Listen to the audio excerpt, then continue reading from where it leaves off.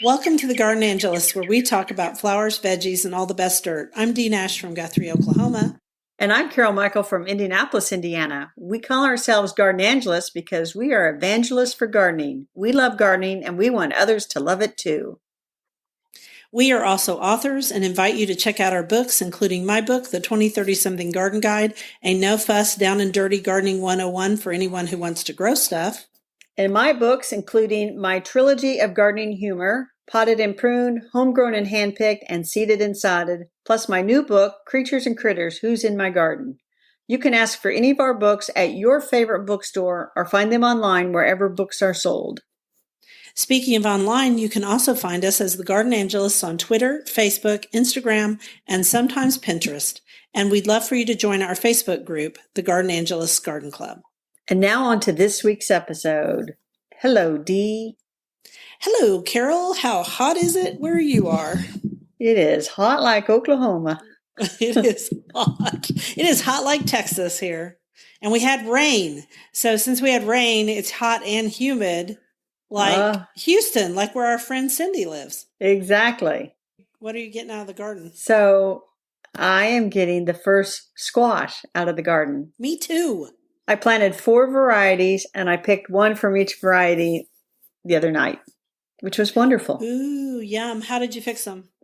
I just sauteed them in a little olive oil and they were yum, yum, yum. Good. Little salt, little pepper. So you got to try my fried squash recipe just to see if you like it. That's next on my list to do. It is really good. But everything looks great. The pumpkin vine is growing huge. The corn is shooting up. And, you know, it's one of those things that they sort of towards the end of June, you think, man, my corn looks is it going to be knee high?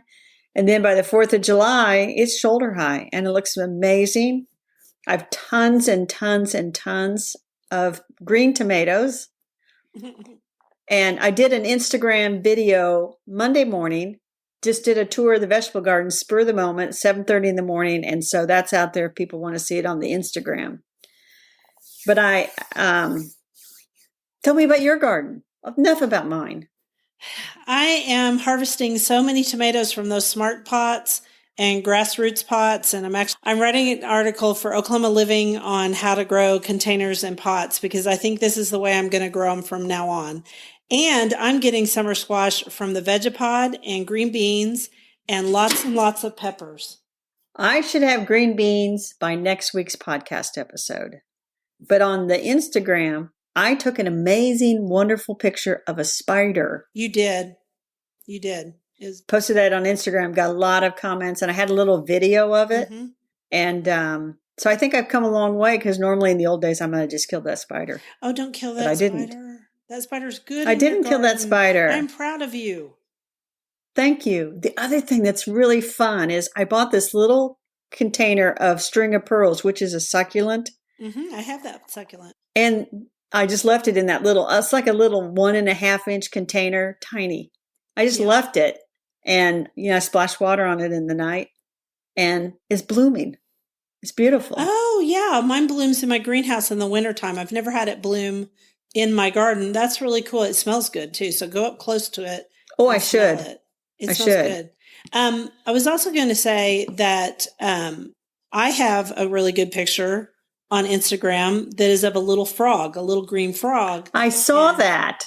He's in a daylily. And so people really enjoyed that. I always enjoy, and I do a lot of videos walking around my garden and talking about different things to do. And people seem to enjoy it. I like doing that for people. Well, I'm going to do some more, and my YouTube channel, the busier I get in the garden, the less likely I am to do a YouTube video, but I'm going to try to do some more how-tos. So, but speaking of not necessarily how-to, but we have a quote. Let's go right into our perennial that we have, our flower. I'll do the quote. Never a daisy that grows, but a mystery guideth the growing. Never a river that flows, but a majesty scepters the flowing. That's by Richard Relf, and he was a poet. Right. And I think he was born in England and immigrated to the United States. And this is from the 1800s. Yeah, I grasped that because he said guideth. Yeah. So we wanted to talk about Shasta daisies. So I came up with a daisy quote. I like it. It's a good quote. So there are different kinds of daisies, and Shasta daisies are leucanthemum times superbum. And there are a lot of good ones out there. And I actually had a long conversation with somebody on, I think, Facebook Messenger about Shasta daisies because they were having trouble with them. And I'm almost sure I know why. But let's talk about two that we know of that are really good. Well, Becky is the old standard. Yeah, it won Perennial of the Year one year. And I want to say it was like 1999, but don't quote that, don't quote me on that. Yeah, because we don't actually do research before we start recording. We just make a few notes and then off we go.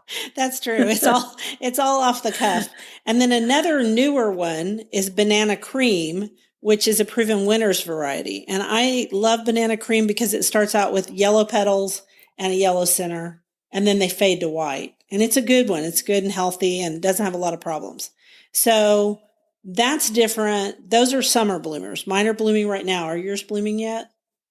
Mine are not blooming, but I walk around the neighborhood a couple of times a day for exercise. And I notice that the people who have them in full sun, theirs are blooming glorious. But mine are in less full sun than they used to be. In fact, I was looking at that part of the garden and thinking, am I going to have to convert that over to shade? You may have to.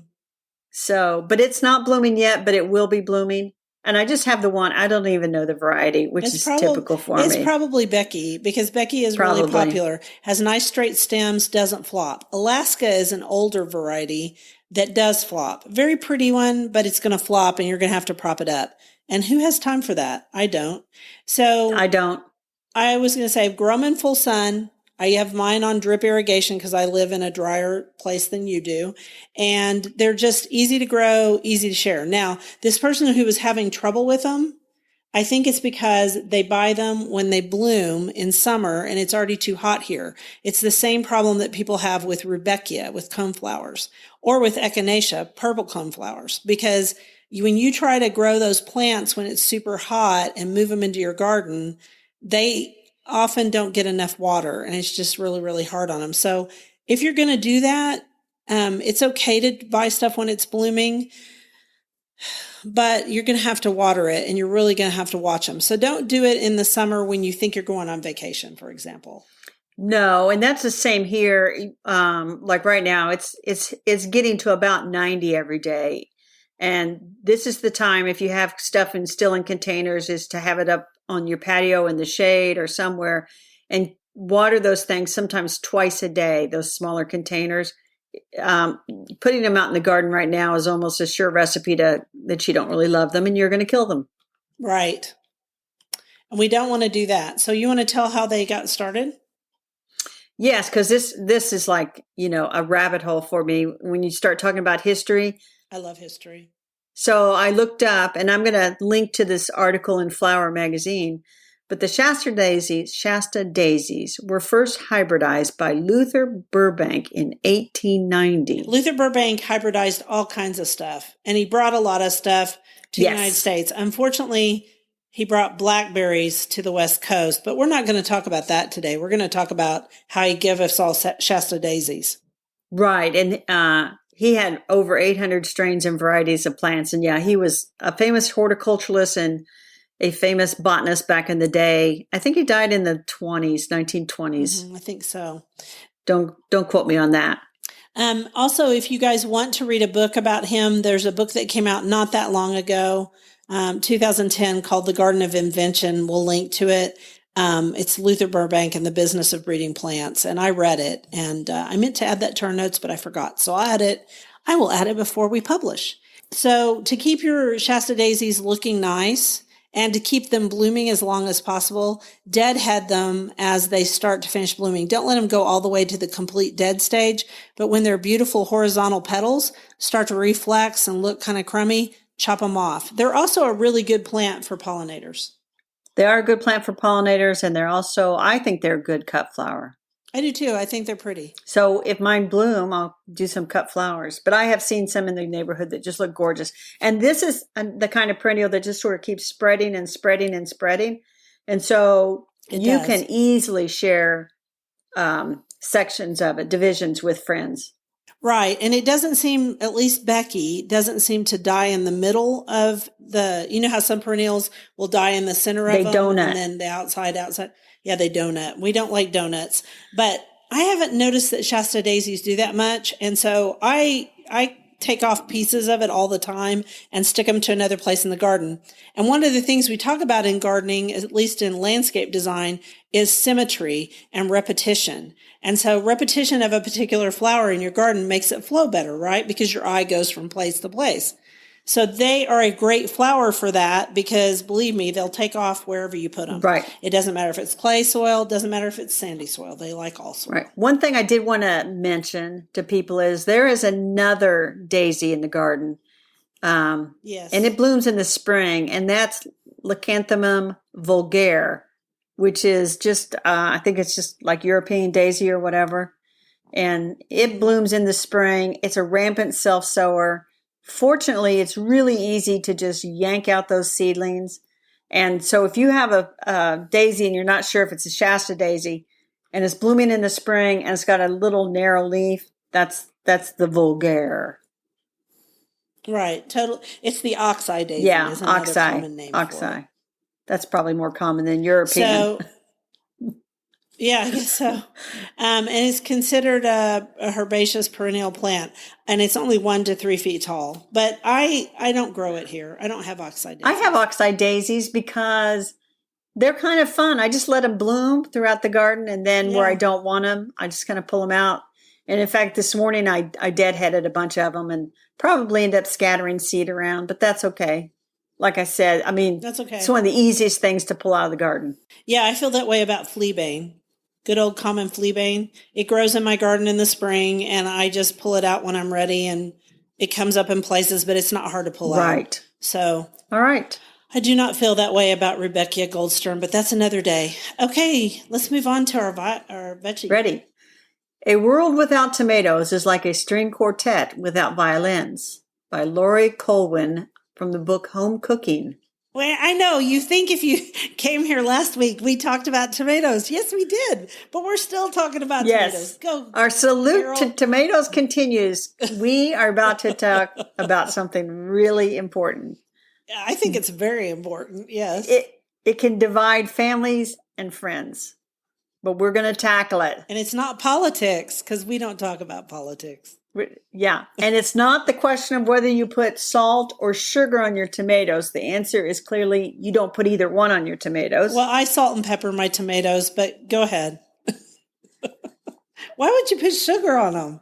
That's gross. Well, I had some uncles and they put sugar on tomatoes and they would say, it's a fruit, and they'd dump the sugar on. Okay. There you go. No, today's topic, Dee, is how to make the perfect bacon, lettuce, and tomato sandwich. Okay, Carol, give your very particular way. All right. So you have to have sourdough bread in my case, lightly toasted. 2 slices. None of this 3-slice stuff. 2 slices. No. And get the good stuff from a bakery. I say if you're going to do bread, get the good stuff all the time anyway. Go ahead. Right. So you take Hellman's mayo, because I can't say the word mayonnaise. Mayonnaise? You did it Hellman's just fine. mayo. And you put that on each slice, a nice thin layer of the mayo. Mm-hmm. And then you layer in this order. Are you ready? I'm ready. Slice of bread with the mayo, a leaf of fresh, crisp romaine lettuce, then a tomato slice. And you want a big one that's going to go crust to crust so that one tomato covers that whole piece of bread. Yeah, we have tomato suggestions at the end of this. Keep going, Carol. Then you're going to do the bacon. It can be any good bacon as long as it's crispy. Mm-hmm. Then you're going to do another tomato slice, mm-hmm. then one more piece of lettuce, and then the other slice of toast. Okay, you with me so far? Sound delicious? It does sound delicious, except I can't eat sourdough bread, but keep going.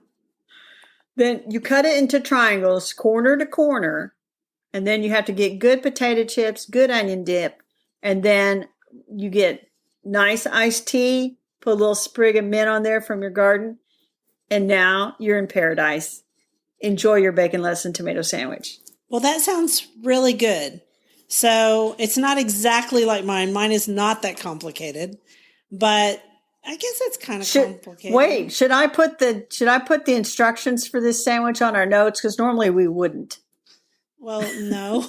I think people can just listen and they can riff on their own version of it. So my version is I use Canyon Bakehouse gluten-free bread. I like both the white bread and the one that's the Harvest whole grain.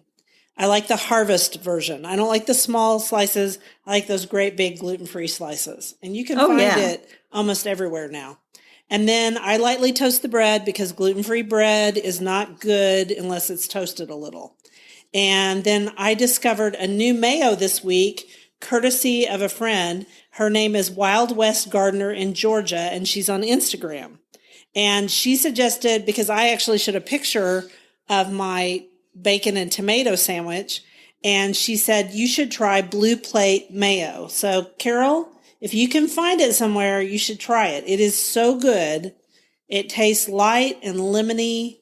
It's I've never heard of it or seen it, but I will. Okay, I go to like 5 different grocery stores to get my various brands. I will look for it everywhere. I shipped it in from Amazon, and it was the same price if I bought it from the store. All right, so it's been made since 1927.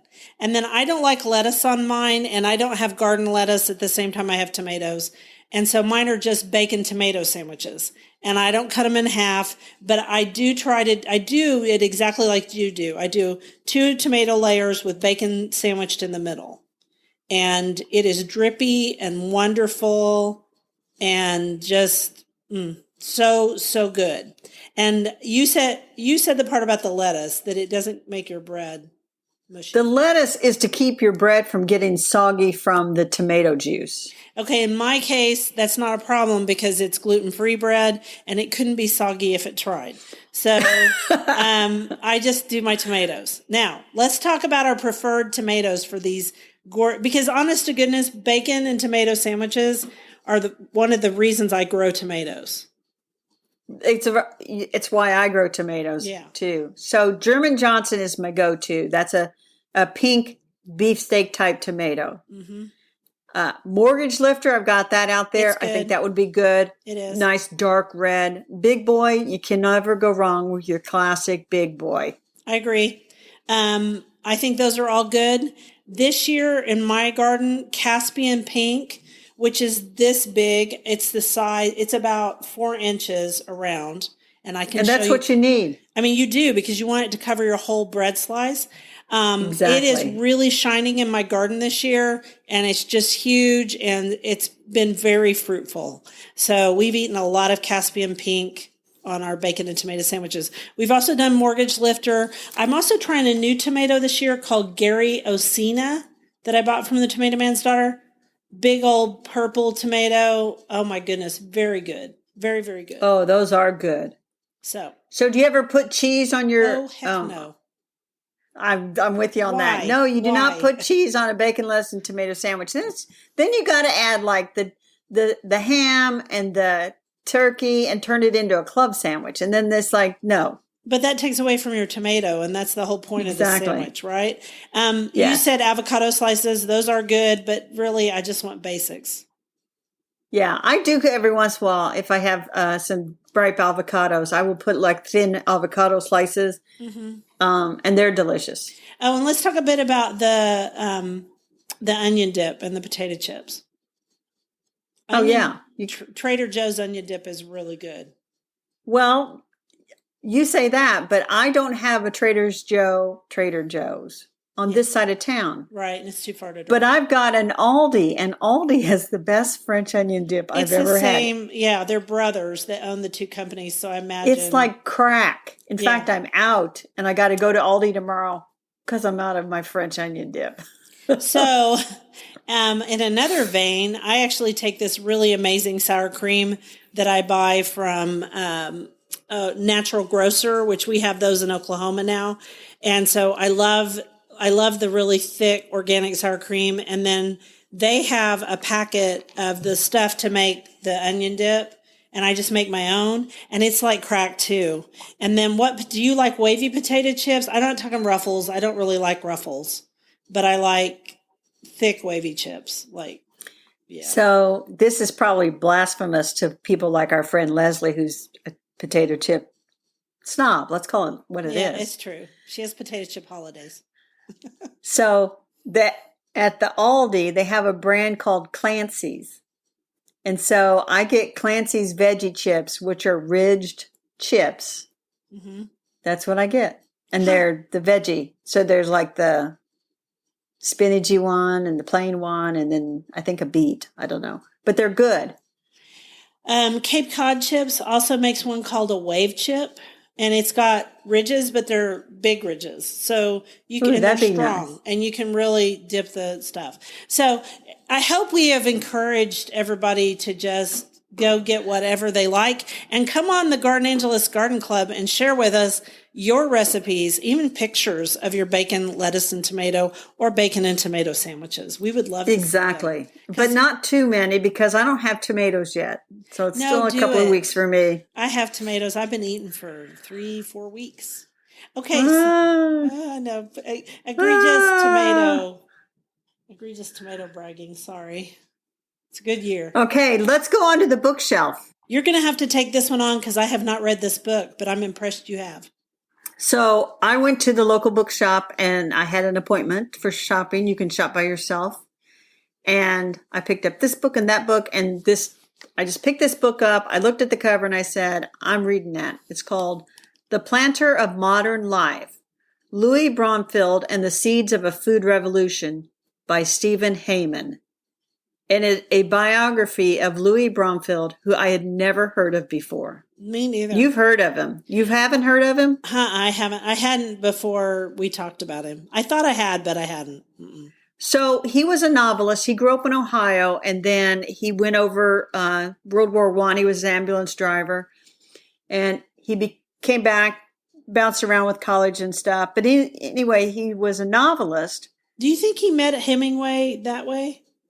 Because Hemingway was an ambulance driver too. Maybe, but they all ended up in Paris in the 1920s. So I gotcha. After the war. F. Scott Fitzgerald, Ernest Hemingway, Louis Bromfield. And Louis outsold both of them with all his books. They were all big sellers. He won a Pulitzer Prize before he was 30 years old. And he had a wife, he had 3 daughters, and he had a house outside of Paris where he started gardening. And he would entertain on weekends, and I guess his parties were legendary. But anyway, right before World War II, he ships back his wife and his 3 daughters and their nanny, and he buys a farm in Ohio and basically becomes a steward of this 600 acres and was one of the pioneers of the organic farm movement, way before J.I. Rodell. Wow. And he was his farm was called Malabar. And it's now like Malabar spinach. Yeah, but it's an Indian word from India. Well, I think, doesn't Malabar spinach come from India? Yes. You know, it's that substitute for spinach you can grow in the summer. But anyway, I digress. Keep going. Well, his farm, Malabar, is now a state park in Ohio, and you can go visit it. And it looks to me like it's northeast of Columbus, Ohio, just kind of out in northeast Ohio. Mm-hmm. And unfortunately, he never made much of a living off his farm. He basically made his living early on from being a novelist that sold a lot of money or sold a lot of books. Who does make a huge living off of a farm? You always end up putting everything back into the farm. Right. You know how it goes. Well, and then he started working with Hollywood. He would go out there and he would turn his novels into screenplays. And so he met all these celebrities. Yeah, he knew everybody. I'm looking at his bio. And wow, he knew everyone. And so a famous couple got married there. I can't even think who it was. Wow. But it was we need to go there. A famous Hollywood couple got married at his farm. Oh, that's cool. Anyway, fascinating. And I loved reading the book. And so I recommend it as it's not strictly related to gardening, but it does have some relationship to gardening. And it's a great biography and a good summer read and very, very interesting. It sounds fascinating. It really does. And we're going to link to it. Yes, but I loved it. And that's why I love going to the bookstore because I did not know that book existed. I didn't either. I didn't know how else would it cross my path, but the owner of the bookstore, I mean, it's a little store, and she kind of, I think of it as a curated collection. Something must have spoken to her about that book, and so I was like, I'm buying that. I think she watches out for those kinds of books, and then she goes, Carol, come hither. Yeah. Yeah. There you go. Carol, come hither. I bought a couple other books there. Yeah, you bought one that you sent me that still isn't here, but it'll be here someday. Yes. And it's supposed to be there by Friday. Cool. I can't wait. And then we can talk about that one. We're going to talk about it in a week or so. Right. So let's talk about our dirt. All right. Let's talk about things to do when you're not on social media. So I told you a few weeks ago that I've been taking a social media break for the most part. I do still post some pictures of the garden and do a little bit of videos, but I really have backed away from social media. I found that it was taking up too much of my day and I didn't have enough time left. And so we decided we would talk about things you can do while we're still in kind of a semi-quarantine. Right. Because the numbers are back up again on COVID. And so, of course, there's the usuals. Read books. Do a craft. And crafts. You know, back before we had social media, we did crafts. Oh, yeah. What did you do? When in the summertime, I don't know if it was a plan. I think my mom would do anything to keep us from whining around saying we're so bored. But she would have us try it. We had embroidery, and we'd have like those stamped on kits where you embroider onto the... Oh, yeah. And then we graduated to counted cross stitch. And I have a story about embroidery. You want to hear it? Sure. It's a good one. Yeah. So when I was a little kid, I had a crossed eye. And I had to do, because I had a muscle problem, it probably happened at birth from forceps. And so they did several surgeries, but the surgeries didn't completely solve the problem. And so I did these special they called them exercises, and I hated them. I hated the exercises. But then they found one exercise that I would do. So I learned to embroider when I was about 7 or 8 years old, because the idea behind it was they put a red patch on one of my glasses, and then I would embroider in red on white. And so it made me use my right eye, because my right eye was the one that crossed. It made me use it. And so there was another one that I did where they patched my glasses red and green. And then on the TV, they did the opposite so that I would pull my eye back. That was the idea. And so that's why I learned to embroider so early. And I made a lot of pillowcases and towels. They found that I liked doing that one more than the other ones. And so that I still like to embroider. I remember doing cross stitch when I got older, but now I still have all my cross stitch supplies, and I think I do too. I should go find a book. Maybe the material hasn't like disintegrated. The thread is probably still good. I should totally cross stitch. I'm sure the thread's still good. You should. Let's cross stitch. I was going to tell you, my brother was cross-eyed and had to do the exact same exercises with red and green. That's interesting. It must be a 1960s kind of solution. And I will say my eye, for the most part, is not crossed now. And when I get too tired, it pulls a little. But not bad. I had to have 3 surgeries. Did he have surgery? He did. Yeah. But the other thing Very is, common. We also encourage people to listen to podcasts, of course. Of course. And I'm doing a project. I know you're doing a project. Tell me about your project. I'm kind of jealous. So pretty. It's a paint by number that I ordered off of Instagram, and it took a month to get here because I didn't know it came directly from China. But that's fine. It got here, and it's a tree of life. And I would say I am a third finished now. When you looked at it, I was about a quarter. I want to do that. I paint on it every day. It is so much fun. It's very complicated. It's not like the paint by numbers I did as a kid. And I'm actually going to frame this one. It's on canvas, and it was not an inexpensive little hobby, but I'm really excited about it. Well, and then you also talked about you are cooking for your family, making them bacon tomato sandwiches. Bacon tomato sandwiches, fried squash, squash sauteed. Oh, roasted squash. Oh, Summer my squash God. chunked up really big. And then you just put a little, your favorite seasoning on it and put a Valencia onion with it. Oh my gosh. So good, right? A little olive oil.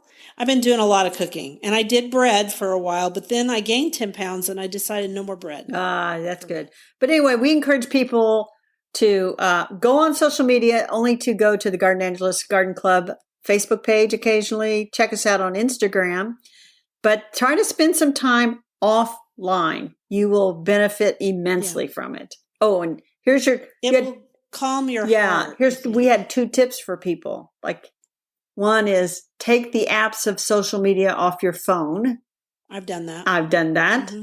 Except Instagram, because it's hard to post from your computer to Instagram. So I left Instagram on there, but I took Facebook, Twitter.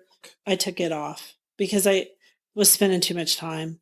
And the other thing you said was to put the phone in another room. When you have family over and maybe you're playing a game or watching TV or just talking, put the phone in another room. For some reason, we think we have to have our phones right with us every minute. And think about when you were growing up, the phone was always like hanging on the kitchen wall. It wasn't in the living room. And yet, if it rang, you just got up and went to go get it, or you just let it go. Because when our family gets together, if we all have our phones out, that's all we do is look at our phones. So we kind of did that. And then I was going to say, there are some good places to find recipes if you're cooking. And one more thing about your phone. I also have Do Not Disturb on my phone from 10 p.m. to 7 a.m. because I don't need to be, but I have it set up so emergency calls come through. But really, I don't need to be talking to anybody from 10 p.m. to 7 a.m. You could also, just plug your phone in a different part of the house. People do that too. Cooking for my family, there are 2 things that I've been using a lot of. I use the Yumly app, which is also online, and I use the New York Times cooking app. I really like Sam Sifton's. I like his information. I like how he writes, so I get an email once a week. You do have to pay for Yumly, and you should subscribe to the New York Times cooking app. But right now they have a bunch of free stuff on there because of the quarantine problems. And then also there's All Recipes. And all of these apps also have recipe boxes on them. So you can go in and find the recipe later. You can save it and find it later. That's just another idea. We'll put some links to some of those in our show notes. But I do want to say, I don't know if you've heard of Dee, but they're building a room on next door. And so today they've been moving concrete back there. And I hear engines and things in the background. If anybody else did, I'm sorry. I will not be able to edit those out. No, we won't. I didn't hear them, so I don't know that they will. But my cat fell out of the window, too, right when we first started. So that was a big loud crash. So that's just another example of that we do this from our homes and, stuff happens. This happens. So anyway, we want to thank everyone for listening to The Garden Angelist. If you like our podcast, please tell your friends about us. And if you listen on Apple Podcasts, we'd love a review. That helps us get noticed by others. A 5-star review is really nice. Yes, and be sure and check out our show notes for links for more information about today's topics, plus links to our own websites.